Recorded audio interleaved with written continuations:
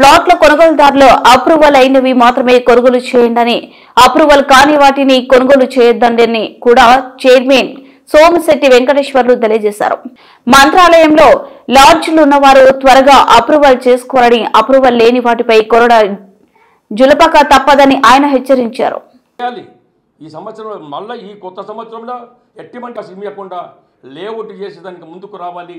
ప్రజలు కూడా ఎన్నో ఇలా అధికారులు ఉంటారు, మేము ఉంటాము, ఎన్నేం చేస్తాం మేము కూడా. కాబట్టి చేస్తున్నాం.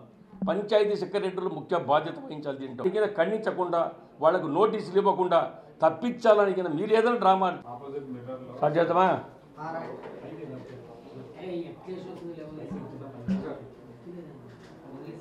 కర్నూలు జిల్లాలో 14 నియోజకవర్గాల్లో నాన్ లేఅవుట్లు ఎక్కువగా గుర్తించడం జరిగింది. మా కూటమి ప్రభుత్వం వచ్చిన తర్వాత మేము ఈ 4 నెలలు తిరిగిన తర్వాత చాలా వరకు గత ప్రభుత్వంలో ఉన్నప్పుడు అవకతవకలు చాలా జరిగినాయి. నాన్ లేఅవుట్లు అంతా ఇచ్చి చాలా గందరగోళం చేసిండ్రు. మరి కుడా ఆఫీస్ అంటే లెక్క లేకుండా పోయే పరిస్థితి కానొచ్చింది గత 5 ఏళ్లలో.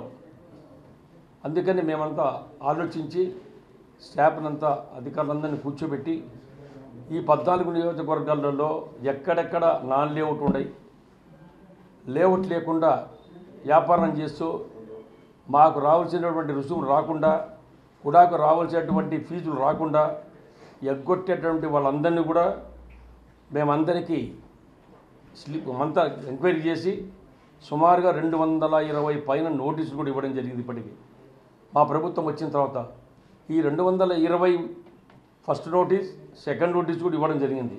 అయితే మేమందరికీ ఒకటే చెప్పేది పబ్లిక్ ఎవరైతే ప్లాట్ల ఇండ్ల స్థలం కొనాలనుకున్నారో, ఇండ్ల స్థలం కొనాలనుకున్నప్పుడు మీరు బాగా ఆలోచించి కూడా అప్రూవల్ ఉందా లేదా 2017 నుంచి కూడా స్థాపించడం జరిగింది.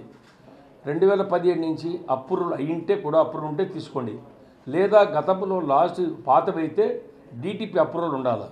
ఇవన్నీ లేకుండా అప్రూవల్ లేకుండా నాన్ అప్రూవల్ అయిన ప్లాట్లు కొంటే మీరు ఇబ్బంది పడతారు.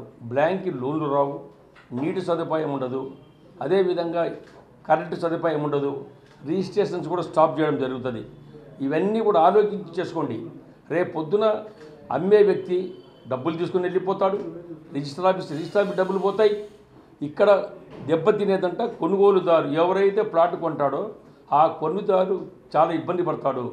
మీరందరూ ఇబ్బంది పడకుండా అందరినీ మేము ఈ కూటమి ప్రభుత్వం వచ్చిన తర్వాత అన్యాయం జరగకూడదు, ఏ ఒక్కరు మోసపోకూడదు అనే ఉద్దేశంతో నేను 14 నియోజకవర్గాలు ఇప్పుడు సుమారుగా 9 నియోజకవర్గాల పైన తిరగడం జరిగింది.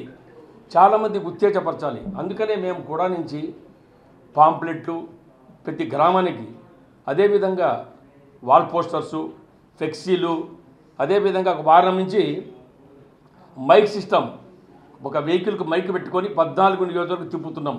నాన్ లేఅవుట్ ఉన్నట్టు ప్లాట్ కొనొద్దండి, మోసపోవద్దండి, అన్యాయం అయిపోతారు.